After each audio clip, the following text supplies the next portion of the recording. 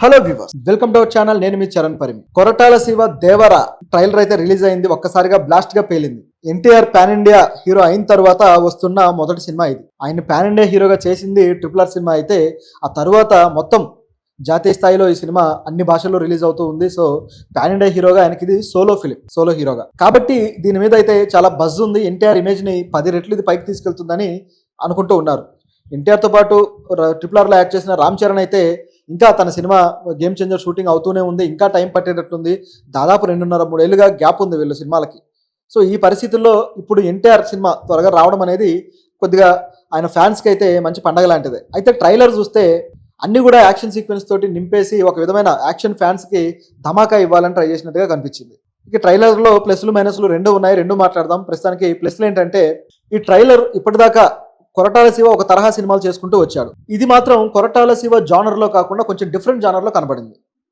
ఇంకా చెప్పాలంటే అసలు ఇది కొరటాల శివ డైరెక్షన్ లాగా కాకుండా వేరే ఎవరో మాస్ డైరెక్టర్ చేసినట్టుగా ఉంది. దట్టు ఆ కలర్ టోన్ కూడా ఈ మధ్య కాలంలో కొంచెం యాష్ టోన్, అలాగే బ్లాక్, ఈ టైప్ ఆఫ్ కలర్ని ఎక్కువగా ఈ ప్రశాంత్ నీల్ అలవాటు చేశాడు. ప్రశాంత్ నీల్ KGF సినిమా నుంచి కూడా ఒక type of colour tone sepia, దాంట్లో అయితే సెపియా టోన్ వాడుతూ వచ్చాడు. తర్వాత సలార్లో అయితే పూర్తిగా బ్లాక్ టోన్ వాడాడు. అది కొంతవరకు సక్సెస్ అయ్యాడు, కొంతవరకు అది వర్కౌట్ అవ్వలేదు. ఆ సినిమా విజువల్స్ విషయంలో కొద్దిగా ఆయన ఫ్యాన్సే డిసప్పాయింట్ అయిన సంఘటనలు ఉన్నాయి. వాటి మీద మీమ్స్ కూడా వచ్చాయి ఆ బ్లాక్ ఇది మీద. అలాగే అదే కలర్ టోన్ని ఫాలో అవుతూ ఈ సినిమా తెరకెక్కించారు. ఆ బ్లాక్ డ్రెస్సులు, బ్యాక్గ్రౌండ్లో కూడా డార్క్ టోన్ ఉండేలాగా చూసుకుంటూ మెయింటైన్ చేస్తూ వచ్చారు. నిజానికి హాలీవుడ్లో ఈ స్టైల్ ఆఫ్ కలరింగ్ అనేది బాగా పాపులర్. ఎక్కువగా యాక్షన్ సినిమాలు ఈ టైప్ ఆఫ్ ఒక గంభీరమైన టోన్లో వస్తూ ఉంటాయి. సో అదే పద్ధతి ఇప్పుడు ఈ దేవర సినిమాకు కూడా పాటించారు. ఐడియా బాగుంది. కాకపోతే అంతకు ముందే ప్రశాంత్ నీల్ తరహా ఇది అవడంతో ఆ జోన్లో కనబడుతూ వచ్చింది. మొత్తానికి ఎన్టీఆర్కి అయితే ఒక పాన్ ఇండియా సినిమా అప్పీల్ అయితే తేగలిగింది. ఎందుకంటే Koratala Siva pan India style of appeal ఇవ్వగలడా లేదా అని డౌట్ వచ్చింది నిజానికి అందరికీ. ఎందుకంటే కొరటాల చేసిన సినిమాలన్నీ కూడా లోకల్ కాన్సెప్ట్లు ఉంటాయి. పల్లె జీవితాల్లోనే యాక్షన్ మూవీ పెడతాడు. అలాగే ఏదైతే పాదఘట్టం సినిమా, ఆచార్య కావచ్చు, ఇవి కూడా లోకల్ కాన్సెప్ట్లోనే ఉన్నాయి. మిర్చి అటువంటిదే, తర్వాత జనతా గ్యారేజ్ ఆ సినిమా కూడా అటువంటిది. అంత లోకల్ ఫ్లేవర్ ఉంటుంది. కానీ దీంట్లో మాత్రం యూనివర్సల్ కాన్సెప్ట్ ఉంటేనే జాతీయ స్థాయిలో అప్రోచ్ ఉంటుంది, లేకపోతే దెబ్బతినే అవకాశం ఉంది. కాబట్టి ఆ యూనివర్సల్ అప్రోచ్ కోసం ట్రై చేసి ఒక జానర్ అయితే ఎంచుకున్నాడు. వాటర్, సముద్రంలో అనే కాన్సెప్ట్ పెట్టుకొని ఆ సముద్రం బ్యాక్డ్రాప్లో ఈ సినిమాను తీర్చిదిద్దడం జరిగింది. అయితే ఈ సినిమా మొదటిసారి ఆ గ్లిమ్స్ కానీ ఇవన్నీ వచ్చినప్పుడు కాస్త వైకింగ్స్ స్టైల్ కనపడింది. వైకింగ్స్లో అట్లాగే బోట్ పైకి తాళ్ళేసి ఎక్కడాలు దిగడాలు, అక్కడ యాక్షన్ సీక్వెన్స్ ఇదంతా కూడా కొంచెం వైకింగ్ స్టైల్లో ఏదో కనిపిస్తుంది అనే వాదన అయితే వచ్చింది. కాకపోతే ఆ మేకింగ్కి మాత్రం మంచి మార్కులే పడ్డాయి. ముఖ్యంగా టీజర్ టైంలో ఆ చందమామకి ఈయన కత్తి, అది హాఫ్ చందమామకి ఈయన కత్తి ఫుల్ చందమామలాగా డిజైన్ రావడం యాక్షన్ మూమెంట్లో అది చాలా అద్భుతంగా వచ్చి మంచి పేరైతే వచ్చింది. తర్వాత ట్రైలర్లో చూసుకుంటే ఇలాంటి షాట్లు బాగానే ఉన్నాయి. ఆ షార్క్ షాట్, చివరిలో వచ్చే షార్క్ షాట్ అయితే అద్భుతంగా వచ్చింది. దాంతోపాటు యాక్షన్ సీక్వెన్స్లో ఎన్టీఆర్ పర్ఫార్మెన్స్ కూడా యాజ్ యూజువల్ ఎన్టీఆర్ ఎప్పుడు బాగా చేస్తాడు. సో ఆయన పర్ఫార్మెన్స్ బ్రహ్మాండంగా ఉంది. నేను సర్ప్రైజ్ అయింది ఏంటంటే సైఫ్ అలీ ఖాన్ క్యారెక్టర్. సైఫ్ అలీ ఖాన్ బాలీవుడ్ హీరోలు మన వాళ్ళు తీసుకున్నప్పుడు వాళ్ళకి ఎందుకనో ఒక బలమైన క్యారెక్టర్లు రాయరు. అది చాలా వీక్గా కనబడుతూ వస్తుంటుంది. కొంతమంది డైరెక్టర్లు మాత్రమే అలాంటివి రాస్తారు, రాజమౌళి లాంటి వాళ్ళు. కానీ ఇక్కడ సైఫ్ అలీ ఖాన్ క్యారెక్టర్ కొద్దిగా బలంగా ఉన్నట్టుగా కనిపిస్తుంది. అలాగే ఆయన గెటప్ కూడా వాళ్ళ గెటప్కు సూట్ అయ్యేలాగా, ఇదంతా కూడా పీరియాడికల్ సినిమాలాగా కనిపిస్తుంది, మనకు చూస్తే తెలిసిపోతుంది. సో పీరియాడికల్ అనేసి అయితే దానికి తగ్గ గెటప్లు కూడా కుదిరాయి. సైఫ్ అలీ ఖాన్ ఒరిజినల్ హెయిర్ ఉండటంతో చాలా బాగా డిజైన్ చేశారు దాన్ని. ఇందులో 2 క్యారెక్టర్లు అని చెప్పి ట్రైలర్లోనే చెప్పేశారు. నిజం చెప్పాలంటే ట్రైలర్లో సగం కథ చెప్పేశారు. రాజమౌళి స్టైల్లో సగం కథ ఈ ట్రైలర్లో చెప్పడం అనేది మంచి విషయం. రాజమౌళి ఎప్పుడు ఇదే టెక్నిక్ ఫాలో అవుతూ ఉంటారు. అయితే ఇందులో ఒక ముఖ్యమైన విషయం ఏంటంటే, పుష్ప లాగానే దీన్ని కూడా ఒక బ్యాక్ డ్రాప్కి సెట్ చేసి ఒక ఇల్లీగల్ యాక్టివిటీస్కి సంబంధించిన కథలాగా డిజైన్ చేసినట్టు కనిపిస్తుంది. పుష్ప ఎలాగైతే ఒక ఫారెస్ట్ బ్యాక్ డ్రాప్లో, ఎర్రచందనం బ్యాక్ డ్రాప్లో నడిచిందో, అదేవిధంగా ఇక్కడ సముద్రం బ్యాక్ డ్రాప్లో స్మగ్లింగ్ తీసుకొని ఈ కాన్సెప్ట్తో నడిపించినట్టు ఉంది.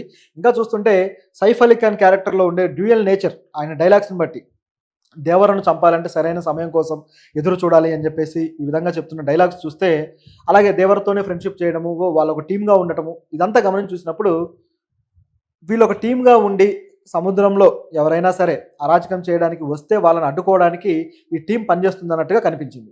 దీంతోపాటు ఈ టీంకి ఇంటర్నల్గా వేరే ఉద్దేశం కూడా ఉంది అన్నట్టుగా తెలుస్తుంది ఆ ట్రైలర్ చూస్తే. సో సైఫ్ అలీ ఖాన్ తన టీం తోటి సపరేట్గా పైరేట్స్ యాక్టివిటీస్ ఏమన్నా చేస్తాడా, పైరేట్ లాగా అటువంటి యాక్టివిటీస్ ఉన్నాయా అన్నట్టుగా ఇది అనుమానాస్పదంగా ఉంది. అయితే అతని కొడుకు దేవర సైఫ్ అలీ ఖాన్ తోటి వాళ్ళ టీం తోటి ఉన్నాడు. సో అతని టీం నడిపిస్తూ ఉన్నారు.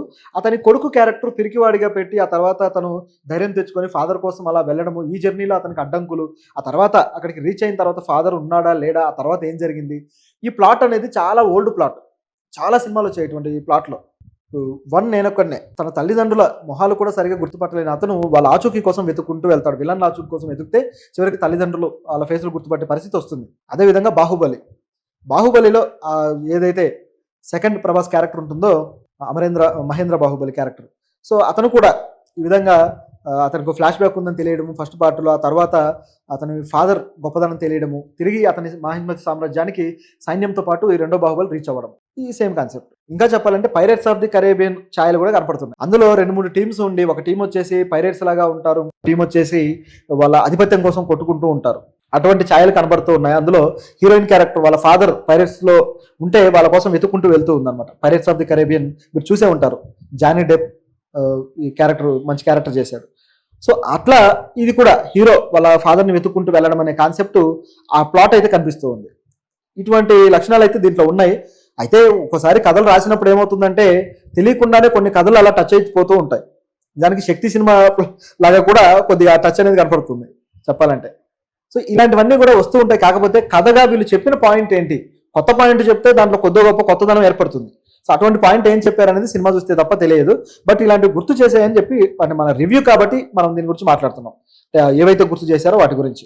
ఇక యాక్షన్ సీక్వెన్స్ అయితే చాలా బాగా కుదిరాయి. ఇక సాంగ్స్ అయితే వచ్చిన 2 సాంగ్స్ కూడా, ఫస్ట్ వచ్చిన సాంగ్ అలాగే మొన్న వచ్చిన ఆ సాంగ్, సో ఇవన్నీ కొద్దిగా కాపీ లాగానే తగిలాయి.